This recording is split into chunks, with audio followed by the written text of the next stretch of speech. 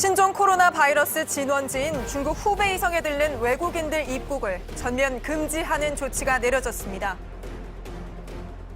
당분간 중국 후베이성을 14일 이내 방문하거나 체류한 적이 있는 모든 외국인의 입국을 전면 금지하겠습니다. 문재인 대통령은 오늘 청와대에서 전문가들과 간담회를 했는데 잠시 뒤 여기 참석했던 엄중식 감염내과 교수와 함께 자세한 이야기 나눠보겠습니다. 후베이성뿐 아니라 중국 전역에서 국내로 들어오는 입국 절차도 까다로워집니다. 중국 전용 입국장이 마련되는데 국내 머물 곳과 연락처를 현장에서 확인한 뒤 입국이 허용됩니다. 오늘 하루에만 환자 3명이 더 나와 이제 우리나라에서 확인된 환자는 모두 15명입니다. 최근 나흘간 늘어난 환자 수만 모두 11명으로 발생 속도가 빨라지고 있습니다. 처음으로 제3국에서 감염돼 들어온 12번째 남성 환자는 영화관뿐만 아니라 가족과 함께 KTX를 타고 강릉으로 여행을 다녀오기도 했습니다. 8번째 환자는 사람들이 많이 모이는 대중목욕탕 등에도 찾아간 것으로 드러났습니다. 설 연휴 기간 제주에 머물렀던 50대 중국인 관광객 여성도 바이러스에 감염된 것으로 확인됐습니다. 중국이 아닌 다른 나라에서도 처음으로 사망자가 나왔습니다. 필리핀에서 우한 출신 40대 중국인 환자가 격리 치료 일주일 만에 숨졌습니다. 지난달 호르무즈 해협으로 작전 구역을 넓힌 청해 부대가 해상에 표류 중이던 이란 국적 선박을 구조했습니다. 우리 정부의 파병 결정에 반발하던 이란 측도 우리 군에 감사의 뜻을 전해왔습니다. 시청자 여러분, JTBC 뉴스룸을 시작합니다. 정부가 신종 코로나 바이러스 진원지인 중국 후베이성에 들른 외국인의 입국을 화요일부터 전면 금지하겠다고 밝혔습니다. 제주도에서 시행하고 있는 무비자 입국 제도도 잠시 중단하기로 했습니다. 신종 코로나 바이러스 환자가 나온 뒤 처음으로 입국 금지 조치가 내려진 겁니다. 우리나라에서도 오늘 하루에만 또 환자가 3명 더 늘어난 데다가 다른 나라들도 속속 입국 금지 대열에 합류하면서 우리도 대응 수위를 높인 겁니다. 첫 소식 먼저 이승필 기자입니다. 정부의 입국 제한 조치는 정세균 총리가 주재한 신종 코로나 바이러스 대책회의에서 나왔습니다. 최근 2주 동안 중국 후베이성에 머문 적이 있는 모든 외국인의 입국을 전면 금지하겠다는 겁니다. 이번 주 화요일 0시부터 적용할 예정입니다. 제주도에서 시행 중인 무비자 입국도 잠시 중단됩니다. 현재 비자 없이 제주도에 오는 사람들 대부분이 중국인입니다. 정부는 국민의 생명과 안전을 최우선에 두고 코로나 바이러스의 국내 유입과 확산을 막겠다고 밝혔습니다. 현재 위기 경보 단계인 경계 상태를 유지하되 최고 단계인 심각 단계 준에 총력 대응하겠습니다. 유입된 바이러스가 지역 사회로 퍼지는 경로도 더 촘촘하게 차단하기로 했습니다. 앞으로는 밀접 접촉자나 일상 접촉자를 가리지 않고 모두 자가 격리됩니다. 사업장과 어린이집, 산후조리원 같은 집단시설에서 일하는 사람이 중국을 다녀오면 2주 동안 업무에서 배제하는 조치도 시행됩니다. 정부는 확진자와 접촉자 수가 함께 늘면서 상황이 길어질 수 있다고 보고 장기 대책도 마련하기로 했습니다. 정 총리는 중앙사고수습본부가 지자체와 협력해 인력과 검사 시약, 격리병상 등 필요한 자원을 미리 확보하라고 지시했습니다. 기재부 등 관계부처에는 자영업자와 소상공인, 수출과 관광업계에 예상되는 피해 지원 대책을 마련하라고 했습니다. 정부의 입국 제한 조치와 관련해 박능후 보건복지부 장관은 외부 유입으로 인한 확진자가 늘어날 경우 입국 제한 지역을 확대할 수 있다고 말했습니다. JTBC 이승필입니다. 중국 후베이성에서 오는 외국인들의 입국을 금지한다고는 하는데 여전히 불안하죠. 사실상 중국 전역이 위험 지역이 됐기 때문입니다. 그래서 정부는 후베이성 말고도 중국에서 오는 입국장을 따로 만들어 관리하기로 했습니다. 양원보 기자입니다. 중국에서 오는 전용 입국장이 따로 마련됩니다. 내국인, 외국인 구분 없이 일단 중국에서 들어오면 따로 관리하겠다는 겁니다. 특히 연락처의 경우 현장에서 연락이 되는지 확인을 하게 될 것입니다. 연락처가 확인이 되지 않거나 허위로 적어낼 경우 입국을 허락하지 않겠다는 겁니다. 일단 국내에 들어오면 정부는 이들이 머무는 동안 어떻게 움직이는지를 파악할 방침입니다. 중국인 노동자 관리도 강화됩니다. 국내 취업을 위해선 의무적으로 받아야 하는 취업 교육도 한 달간 중단하기로 했습니다. 사실상 국내 취업을 막은 겁니다. 3월 개강을 앞두고 입국을 서두르는 중국인 유학생들의 경우 각 대학의 개강 연기와 온라인 강의 실시를 권고할 방침입니다. 한국에서 중국으로 가는 길도 어려워집니다. 중국 전역의 여행 경보를 현재 여행 자제에서 철수 권고로 올리기로 했습니다. 관광 목적의 중국 방문은 당분간 금지되고 중국에 취항하는 항공기와 선박도 최대한 줄이기로 했습니다. JTBC 양원보입니다. 예, 정부가 이런 결정을 내놓은 배경을 청와대 취재 기자와 함께 한 걸음 더 들어가 보겠습니다. 이서준 기자가 나와 있습니다. 예, 일주일 전만 해도 정부가 아직 안 하겠다고 한 거 아닙니까? 네, 맞습니다. 그동안의 경과를 다시 한번 짚어보겠습니다. 네. 먼저 중국인 입국 청원을 입국을 금지해달라는 국민청원이 지난달 23일에 올라왔고요. 예. 그리고 사흘 만에 답변 요건인 20만 명을 넘어섰습니다. 바로 다음 날 취재진이 청와대 정례 브리핑에서 이에 대한 정부 입장을 물었습니다. 네. 그에 대해서 청와대 고위 관계자는 이 WHO가 이동금지 조치를 취하지 않기로 결정했다. 그 결정을 벗어나는 상황은 아마도 없을 것 같다라고 답을 했던 겁니다. 예, 그러니까 이 입장이 완전히 바뀐 셈인데 그런 배경이 좀 있습니까? 이틀 전인 지난달 31일까지만 해도 방금 말씀드린 것처럼 이 WHO 결정에 따르자는 분위기가 우세했다고 합니다. 네. 하지만 바로 어제 2월 1일을 기점으로 해서 이 청와대 분위기, 그러니까 정부의 분위기도 급변했다고 합니다. 예.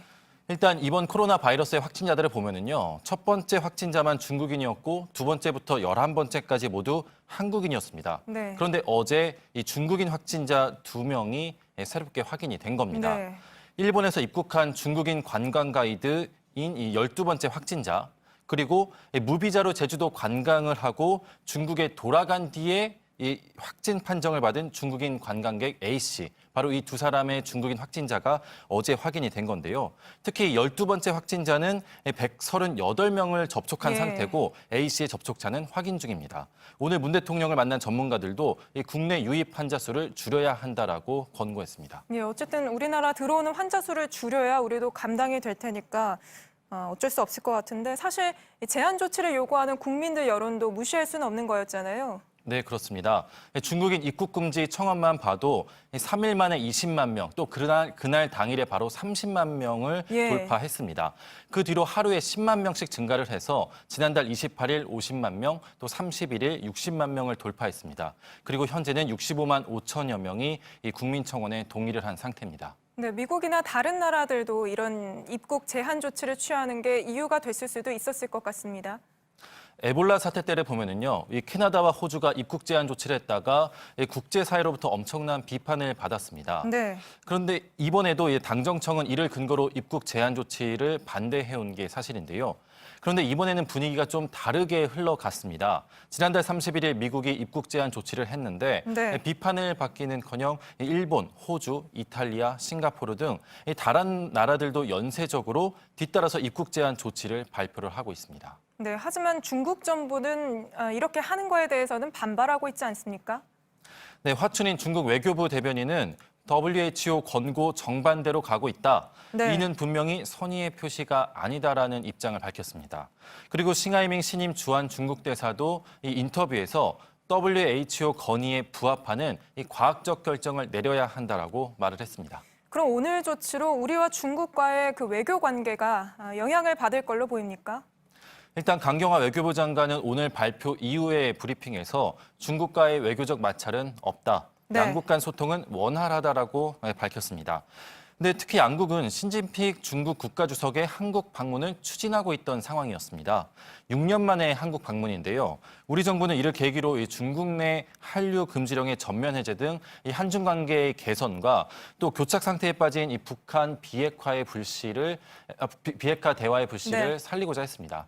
그러나 워낙 많은 나라들이 중국인 입국 금지 대열에 나서고 있어서 이번 조치가 이 한중 관계에 어떤 영향을 미칠지는 좀 앞으로 지켜봐야 할 것 같습니다. 네, 잘 들었습니다. 이서준 기자였습니다. 예, 조금 전 이서준 기자가 전한 것처럼 아예 중국을 다녀온 외국인들 입국을 막는 나라가 늘고 있습니다. 미국과 일본에 이어 호주도 결정을 내린 건데요. 또 홍콩에서는 의사들이 중국과 맞닿은 국경을 차단해달라고 요구하며 내일부터 파업에 돌입하기로 했습니다. 정재용 기자입니다. 미국은 우리 시간으로 내일 오전 7시부터 최근 중국을 방문한 외국인들의 입국을 금지합니다. 2주 이내에 중국을 다녀온 외국인은 미국에 못 들어가고 미국인이어도 우한이 위치한 후베이성을 방문했다면 14일 동안 의무적으로 격리되는 겁니다. 호주도 중국을 방문한 외국인 여행객의 입국을 금지한다고 밝혔습니다. They recommend additional border measures be implemented to deny entry to Australia for people who have left or transited through mainland China from the 1st of February today. 호주 국민의 경우에도 중국에서 왔다면 14일간 자가격리해야 합니다. 일본도 지난달 31일 중국 후베이성에 거주하는 중국인과 이 지역에 체류한 외국인에 대해 입국을 전면 금지시키기로 했습니다. 싱가포르도 최근 중국 본토를 방문한 외국인의 입국을 금지하기로 했고 중국인에 대한 비자 발급도 중지했습니다. 이탈리아는 중국으로 들어가고 나오는 항공편 모두 이착륙을 금지하기로 했습니다. 이런 가운데 홍콩에서 의료진 수천 명이 중국과 맞닿은 국경을 폐쇄하지 않을 경우 3일부터 파업에 들어가기로 했습니다. 파업 찬반 투표 참가자의 99%인 3,123명이 찬성표를 던진 겁니다. 캐리람 홍콩 행정장관은 중국과의 국경 폐쇄는 올바른 답이 아니라며 의료진에게 파업 계획을 제고해달라고 요청했습니다. JTBC 정재윤입니다. 정부는 오늘 제주도의 무비자 입국도 잠시 중단하기로 했습니다. 이 발표에 앞서 최근 4박 5일 동안 제주에 머물다 돌아간 중국 여성이 확진 판정을 받은 걸로 드러났습니다. 제주도는 이 여성의 동선을 따라 방역 작업을 하고 접촉자 조사도 벌이고 있습니다. 최충일 기자입니다. 확진 판정을 받은 50대 중국인 여성은 4박 5일간 제주에 머물렀습니다. 지난달 21일 무비자로 제주에 들어온 이 여성은 25일 중국으로 돌아간 후 지난달 30일 확진 판정을 받았습니다. 함께 제주를 방문한 자녀 등은 감염 증상이 없는 것으로 알려졌습니다. 둘은 이 환자가 제주에 머문 기간이 잠복기일 가능성이 있는 것으로 추정했습니다. 이에 따라 이 여성의 동선을 따라 방역 작업을 실시하고 접촉자를 조사하고 있습니다. 원희룡 제주지사는 무비자 입국을 일시 중단할 것을 정부에 건의하기도 했습니다. 확진자 소식에 관광객들의 발걸음도 줄었습니다. 평소 중국인들이 많이 다니는 제주도의 한 거리입니다. 신종 코로나의 우려 때문인지 이렇게 거리가 텅 비어 있습니다. 관광객이 줄자 제주도민들의 걱정은 늘었습니다. 제주도는 섬이기 때문에 일단 확진자가 생기고 퍼지기 시작하면 정말 사태가 크게 확장될 수 있는데 이번 조치로 외국인 관광객의 대부분이 중국인인 제주도 관광산업이 타격을 받을 것으로 보입니다. JTBC 최충일입니다. 이렇게 입국 금지 대상이 된 후베이성은 밀려드는 환자들을 치료하기 위해 임시병원을 짓고 있습니다. 바이러스 진원지인 우한에는 열흘 만에 병상 1,000개짜리 임시병원이 세워졌는데요. 내일부터 바로 환자를 받는다고 합니다. 이한계 기자입니다. 34,000제곱미터 축구장 약 5개 넓이의 대지 위에 크레인과 같은 중장비 수십 대가 끊임없이 움직입니다. 작업은 밤에도 쉬지 않고 계속됩니다. 신종 코로나 바이러스가 걷잡을 수 없이 번지자 우한에선 지난달 23일부터 임시병원 2곳을 짓는 공사를 시작했습니다. 먼저 포크레인과 덤프트럭 수백 대가 동원돼 땅을 평평하게 다졌습니다. 이어서 콘크리트를 붓고 방수포 등을 바닥에 깔았습니다. 그리고 그 위에 조립식 건물로 병원을 짓는 겁니다. 노동자들은 교대로 일하며 24시간 내내 공사를 이어갔습니다. 12个小时2班倒的工作，现在陆续的大家为了这个项目的建设，陆续全国各地赶回来了。 천여 개의 병상을 갖춘 병원 한 곳은 열흘 만에 완공돼 오늘 저녁부터 문을 열고 내일부터는 본격적으로 신종 코로나 바이러스 환자들을 치료하게 됩니다. 규모가 더 큰 두 번째 병원은 수요일에 완성될 예정입니다. 중국은 지난 2003년 사스 때도 베이징 근처에 임시병원을 지어 운영했습니다. 당시 전체 사스 환자의 15% 정도가 이 임시병원에서 치료를 받았습니다. JTBC 이한길입니다. 예, 바로 전문가와 좀 더 이야기 나눠보겠습니다. 오늘 청와대에서 열린 전문가 간담회에도 참석했던 엄중식 감염내과 교수 오셨습니다. 네, 교수님 나와주셔서 고맙습니다. 네, 안녕하십니까. 예. 오늘 우선 간담회 직접 다녀오셨으니 이 부분부터 좀 여쭤봐야 될 것 같은데요. 오늘 청와대에서 좀 어떤 이야기를 하셨습니까? 네, 지금 뭐 현재 상황, 네. 중국의 상황, 또 우리나라의 상황에 대해서 의견 공유를 했고요. 예. 그다음 지금 이제 앞으로 우리나라에서 어떤 부분들을 보완하고 또 고쳐 나가야 되는지에도 네. 얘기를 했고요. 결국엔 이걸 어떻게 빨리 종식시킬 것인가, 뭐 이런 부분에 대한 다방면에 걸쳐서 심도 예. 있는 논의를 한 2시간에 걸쳐서 했습니다. 아무래도 그중에서 핵심 내용은 좀 뭐였을지 궁금한데요. 네, 한 4가지에서 5가지 영역이 있는데요. 네. 입국 제한 문제도 있고, 예. 그다음 지금 현재 당장 해야 되는 여러 가지 병원의 기능에 따른 그 업무를 분담을 어떻게 할 것인가, 예. 또 질병관리본부가 굉장히 오랫동안 지쳐가고 있는데 이 부분을 그쵸. 어떻게 지원할 것인가, 뭐 이런 얘기들을 나눴습니다. 그러면 우선 그 입국 금지한 오늘 정부 조치에 대해서 이야기를 좀 나눠보고 싶은데요. 일단 국내로 들어오는 환자 수를 줄이는 게 가장 중요하잖아요. 그래야 우리도 환자가 들어오는 걸 감당할 수가 있고. 근데 지금 우리 정부는 후베이성만 제한을 했는데 어떻게 보십니까? 그러니까 이 감염병의 유행을 대응할 때는 반드시 선행되는 게 위험 평가라는 겁니다. 얼마나 네. 위험하냐를 평가를 하고 거기에 맞춰서 적절하게 대응을 하는 거죠.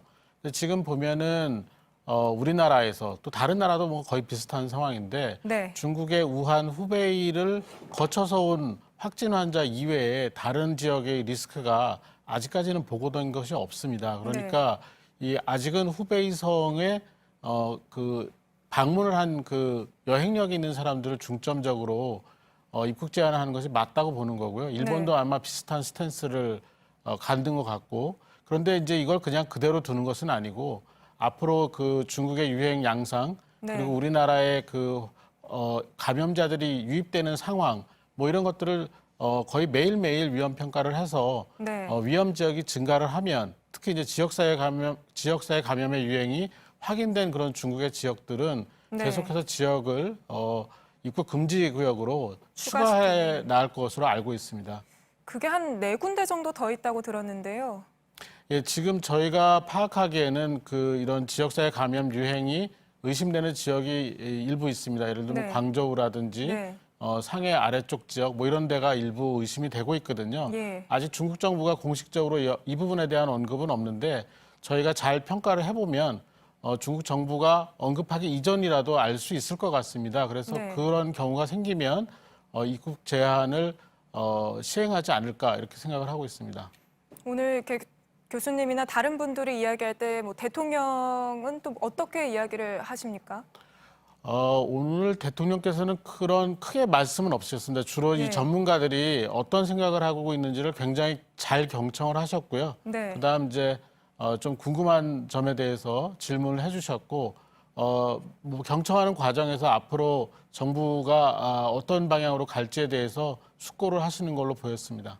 네. 그리고 또 하나 더 일단 입국 금지 조치 자체가 여러 문제가 얽혀 있는 거기 때문에 좀 조심스러운 부분도 없지 않아 있을 것 같은데 이걸 어느 정도까지 끌고 가야 된다고 보십니까? 이건 뭐 정해진 기간이 있는 건 아니고요. 중국의 유행 상황에 맞춰서 가야 네. 될 것 같습니다. 중국의 유행 상황이 상대적으로 빠르게 안정이 되고 감소한다면 뭐 비교적 단기간에 걸쳐서 제한이 가능할 것 같고요. 네. 그렇지 않고 만약에 지금 유행이 더 증폭되고 오랜 기간 지속이 된다면 우리도 이 입국 제한의 범위를 더 넓혀갈 수밖에 없고 기간도 길게 끌고 갈 수밖에 없는데 이런 네. 경우에는 뭐 단순히 환자의 발생 이런 걸 떠나서 굉장히 어려운 여러 가지 사회경제적인 문제가 발생할 것으로 예측하고 있습니다. 예, 일단 교수님 말씀 여기까지 듣고요. 저희가 준비한 새롭게 나온 환자들 소식 좀 듣고 또 이어서 이야기 나눠보겠습니다.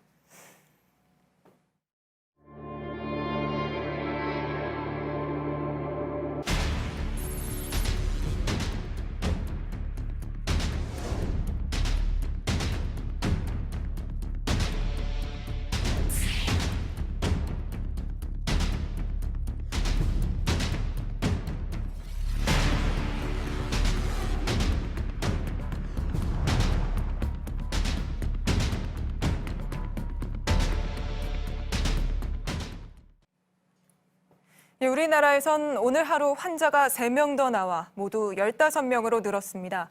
최근 나흘간 확인된 환자만 11명입니다. 바이러스가 퍼지는 속도가 빨라지고 있습니다. 유미혜 기자입니다. 13번째 확진자는 지난달 31일 1차 전세기로 우한에서 입국한 교민입니다. 20대 남성으로 귀국 당시엔 증상이 없다가 아산 시설에서 생활하던 중 열이 나 어제 새벽 국립중앙의료원으로 옮겨졌습니다. 교민 전수조사에서 확진 판정을 받은 첫 사례가 됐습니다. 14번째 확진자는 40살 중국인 여성입니다. 일본에서 감염된 것으로 파악된 12번째 확진자의 아내로 자가 격리 중이었습니다. 15번째 확진자는 40대 한국인 남성으로 지난달 20일 우한에서 입국했습니다. 4번째 확진자와 같은 비행기를 타 능동 감시를 받아왔습니다. 어제부터 감기 증상을 호소해 검사했다가 양성으로 나왔습니다. 오늘 3명이 추가되면서 국내 확진 환자는 모두 15명으로 늘었습니다. 환자 발생 속도가 빨라지는 모습입니다. 지난달 20일부터 27일까지 확진자는 4명. 하지만 지난달 30일부터 나흘 새 11명이 더 확인됐습니다. JTBC 유미입니다.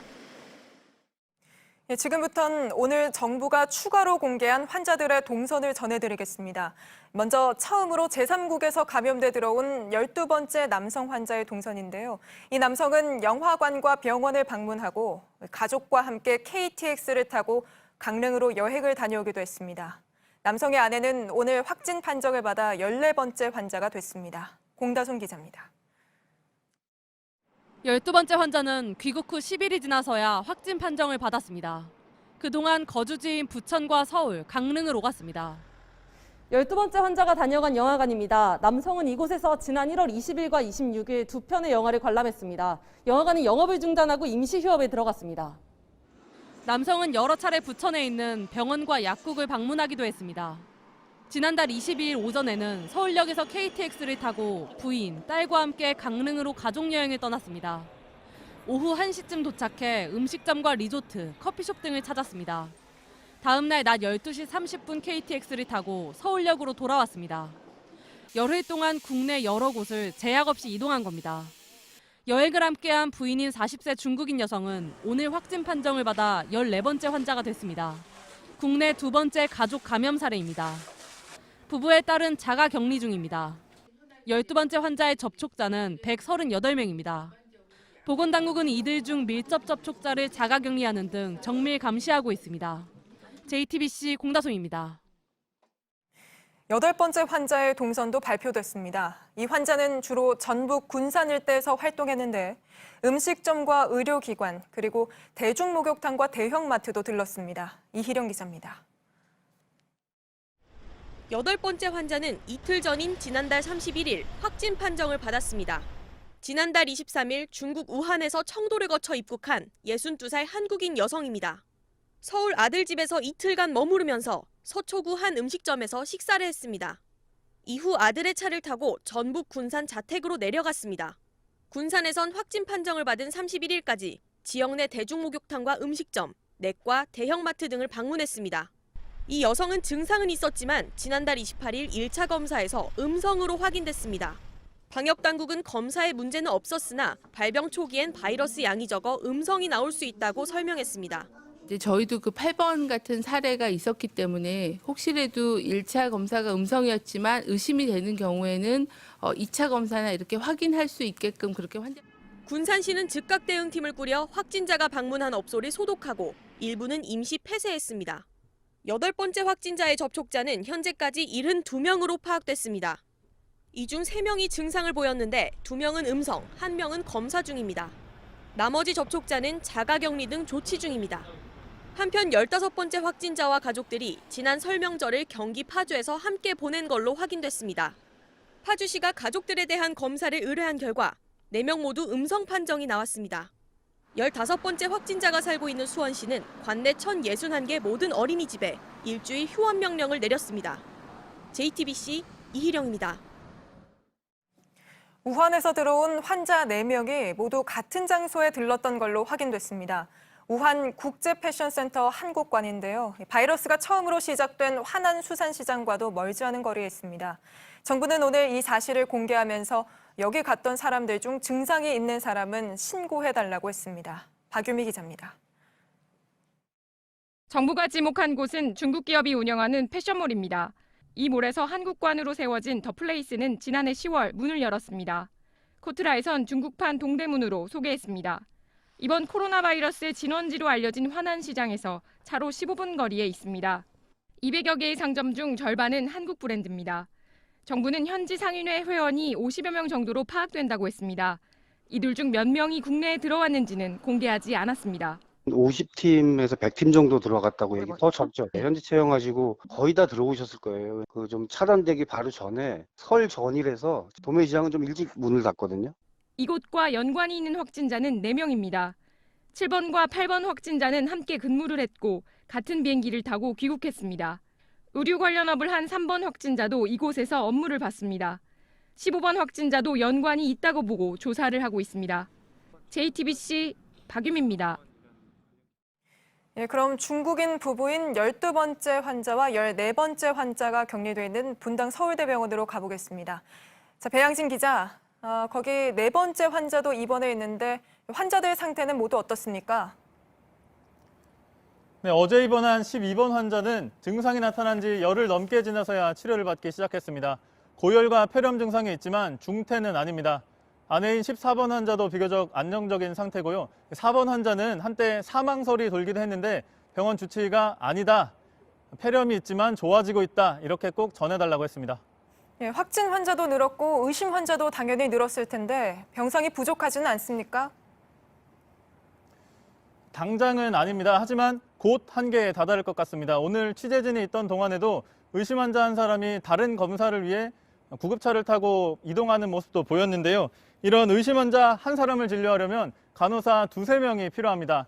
이곳 분당서울대병원엔 격리병실이 모두 9개 있는데 확진 환자가 있는 3곳 말고 나머지 병실에도 이렇게 증상은 가볍지만 검사는 받아야 하는 환자들이 매일 들어왔다 나갔다 하면서 격리병실이 꽉 차는 경우도 있다고 합니다. 의료진이 지치는 것도 문제지만 정작 중증 폐렴에 걸린 신종 코로나 환자가 들어왔을 때 제대로 된 치료를 할 수 없을 수도 있다. 이게 의료진의 걱정입니다. 예, 환자는 앞으로 계속 늘어날 가능성이 큰 상황인데 해결 방안이 있습니까?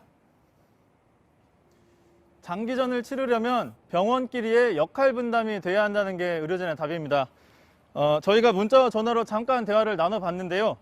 환자를 잘 분류해서 중증인 환자는 빨리 국가지정 격리병상으로 보내고 검사만 하면 되는 증상이 비교적 가벼운 환자는 다른 적절한 시설에서 검사하면 된다는 게 의료진의 설명입니다. 정부도 실제 이런 대책을 준비 중입니다.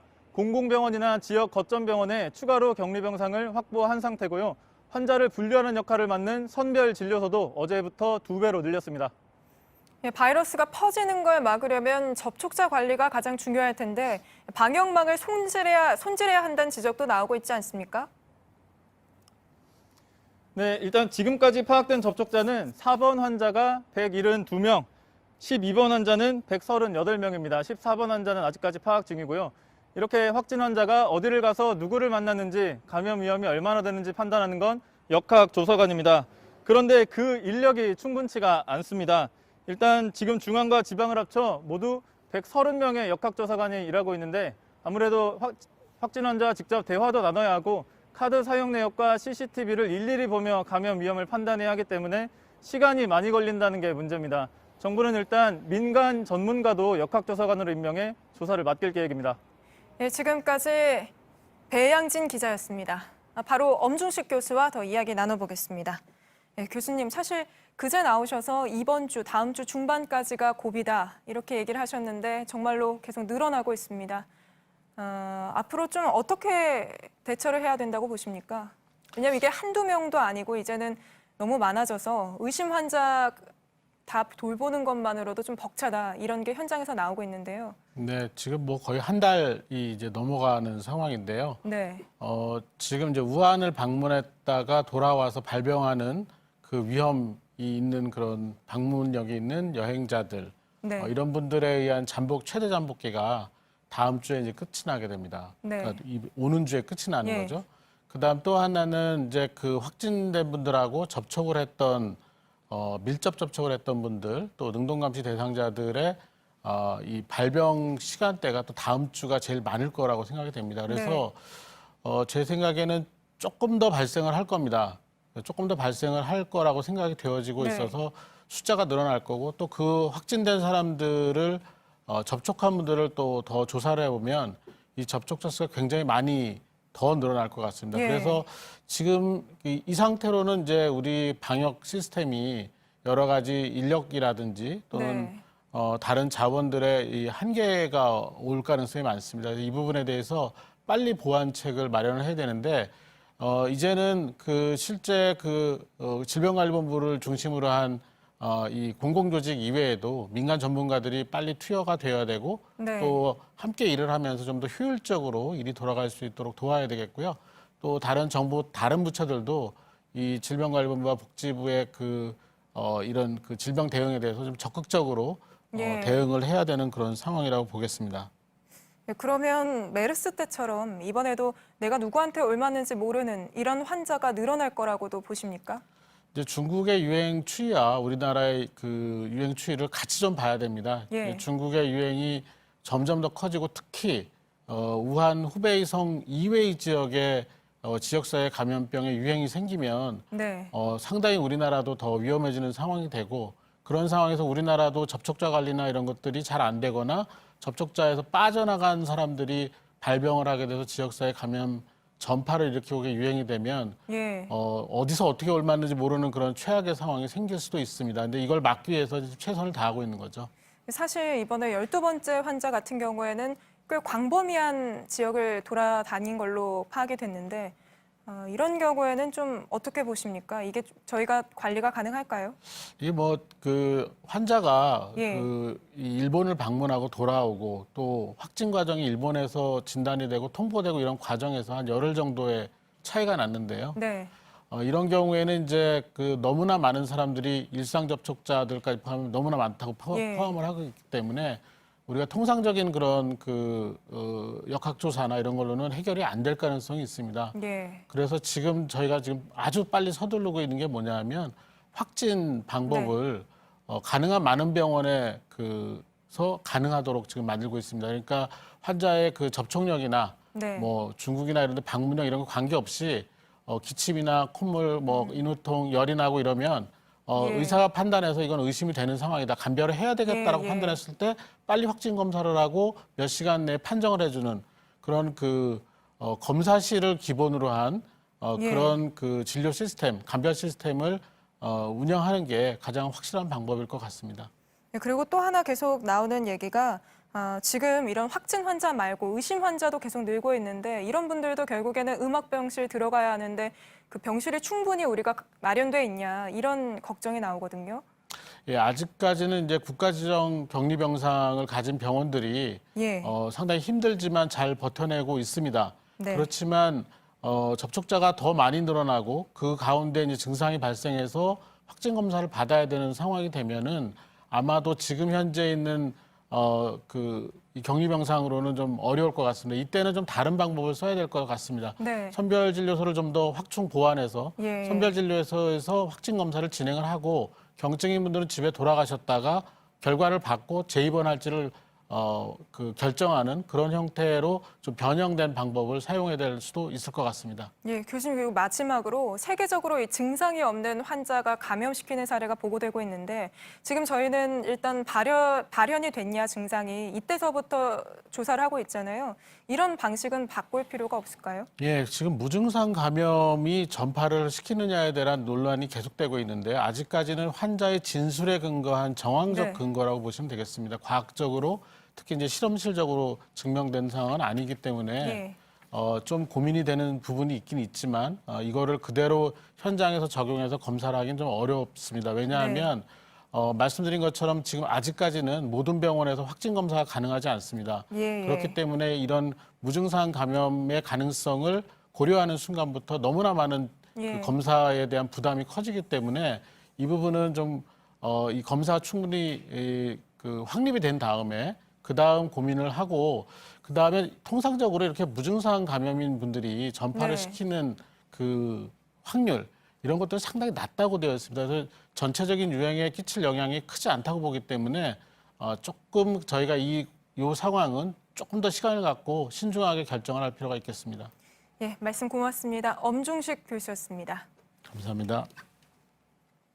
예, 중국이 아닌 다른 나라에서도 처음으로 환자 1명이 숨졌습니다. 우한에서 필리핀으로 들어온 40대 중국인 남성이 격리 치료 일주일 만에 사망한 겁니다. 박민규 기자입니다.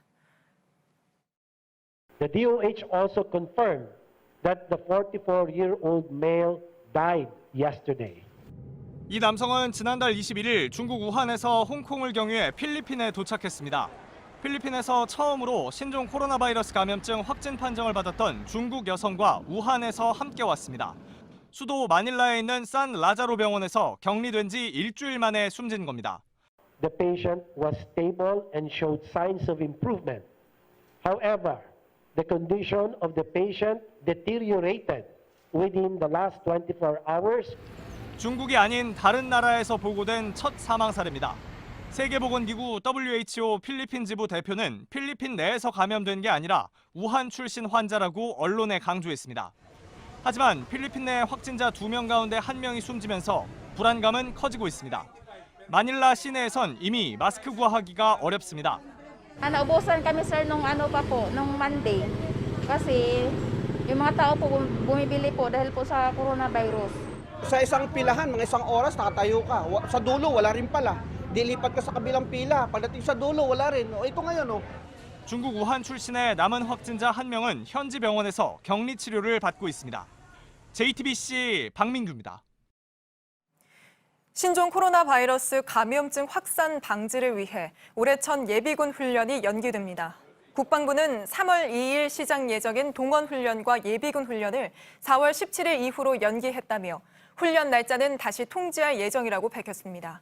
또 신병 입소식과 수료식엔 가족을 동반할 수 없게 됩니다. 북한에서도 의심 증상이 있는 환자들을 격리 조치하고 있는 걸로 전해졌습니다. 열이 있거나 기침을 하는 환자들을 제때 찾아 확진하는 것과 입원 격리시키기 위한 사업에 힘을 넣고 있다고 북한 노동신문은 보도했습니다. 또 북한의 유일한 국제공항인 평양국제비행장과 항만, 중국 접경 지역 등 바이러스가 유입될 수 있는 통로에 대해 방역을 강화했다고 전했습니다.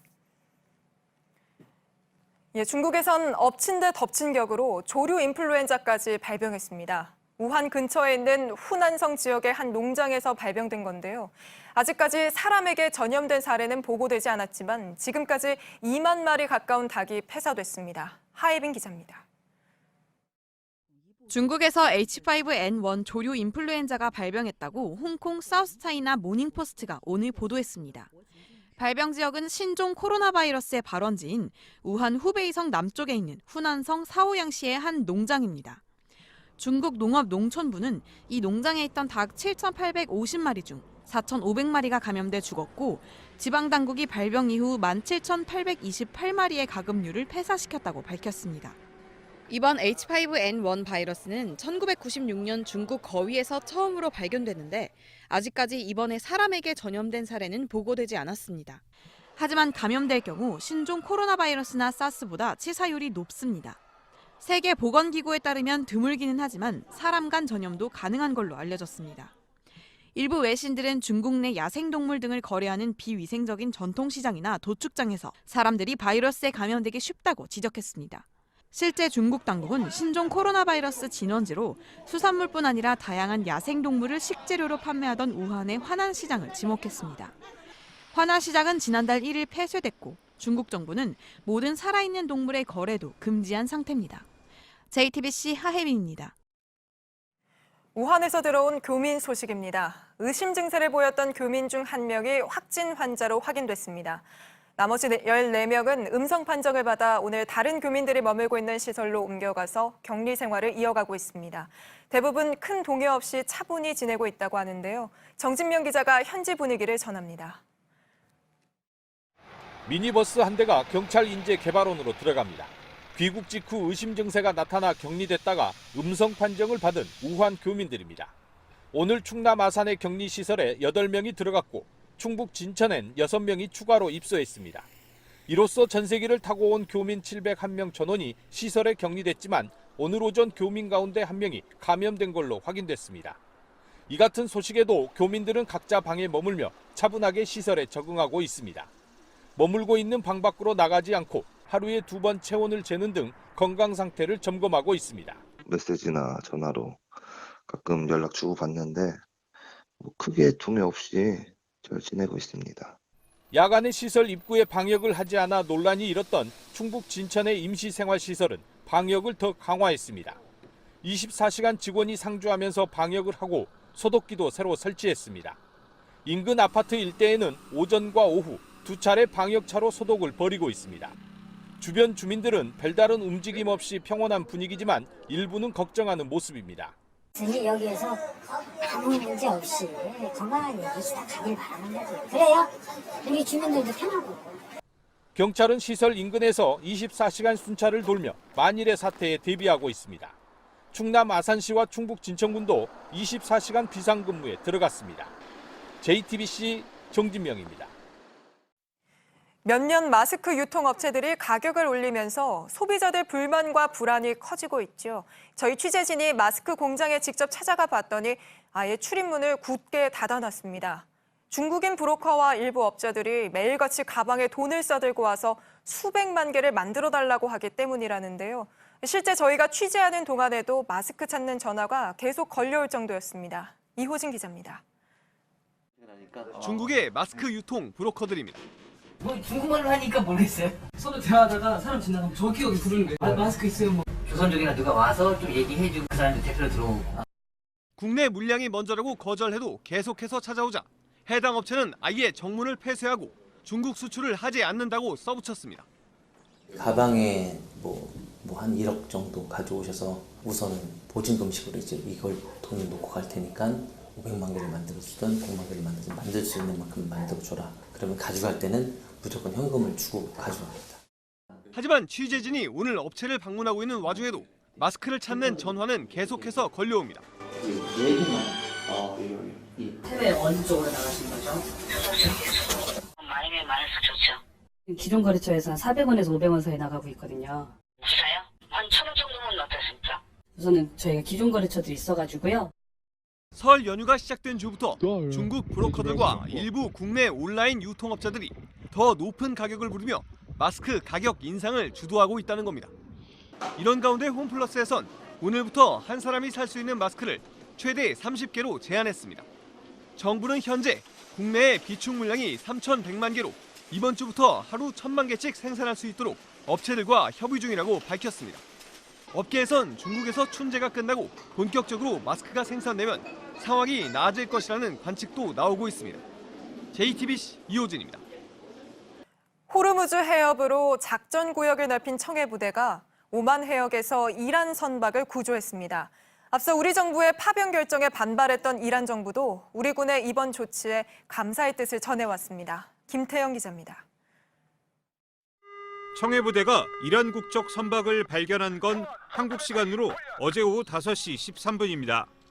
오만 무스카트항에서 동남쪽으로 445km 떨어진 지점으로 호르무즈 해협에선 다소 떨어졌지만 지난달 확대한 청해부대 작전 구역에 포함됩니다.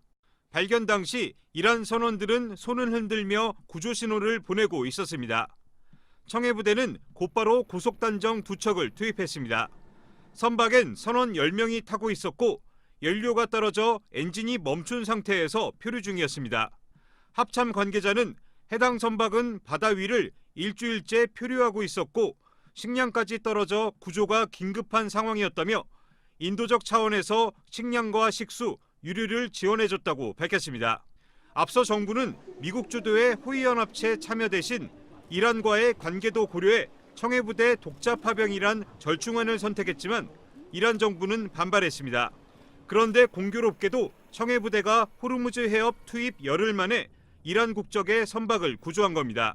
정부는 외교부를 통해 주한 이란 대사관에 관련 상황을 설명했고 이란 측에선 감사의 뜻을 전해왔습니다. JTBC 김태영입니다. 삼성의 손해보험 계열사인 삼성화재에도 노동조합이 생깁니다. 68년 만에 처음으로 만들어지는 건데요. 최근 노조 활동을 방해한 임직원들이 무더기로 실형을 선고받으면서 삼성이 사과문도 냈던 만큼 무노조 경영에 변화가 생길지도 주목됩니다. 송지혜 기자입니다. 삼성화재 노조는 내일 오후 출범식을 열고 활동에 들어갑니다.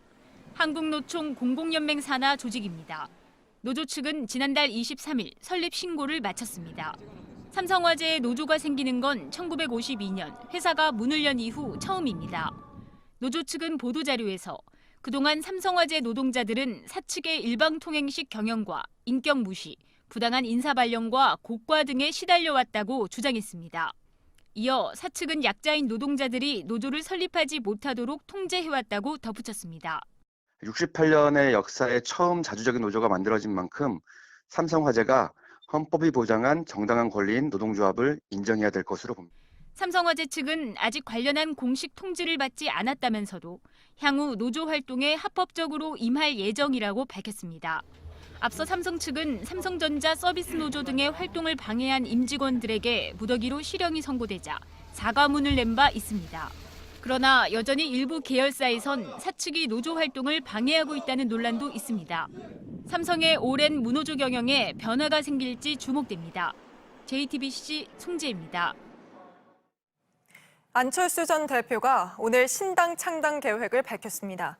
기존에 밝혀왔던 실용적 중도 노선을 강조하면서 작지만 공유하고 혁신하는 정당을 만들겠다고 했습니다. 장외투쟁도 하지 않겠다고 했습니다. 그러면서 현재 정치권에서 논의하는 보수 통합에 대해선 관심이 없다며 여전히 선을 그었습니다. 4년 전 오늘 국민의당을 창당했던 안 전 대표가 새로운 정당을 만드는 건 이번이 4번째입니다. 어제 저희 뉴스룸에서 한국철도코레일이 고객 만족도 설문조사를 조작한 정황을 보도해드렸는데요. 코레일은 특별 감사를 실시해 지휘 고하를 막론하고 관련자를 엄중 조치하겠다고 밝혔습니다. 기획재정부도 주무부처인 국토교통부와 관련 의혹을 조사한 뒤 경영평가에 반영하는 등 후속 조치를 검토하겠다고 했습니다. 내일 새벽부터 아침까지 전국 곳곳엔 산발적으로 눈이나 비가 내릴 것으로 보입니다. 오후부터는 찬 공기가 본격적으로 밀려들어서 기온이 급격히 떨어진다는 예보입니다. 건강관리 유의하시기 바랍니다. 네, JTBC 뉴스룸 저희가 준비한 소식은 여기까지입니다. 오늘도 시청해주신 여러분 고맙습니다.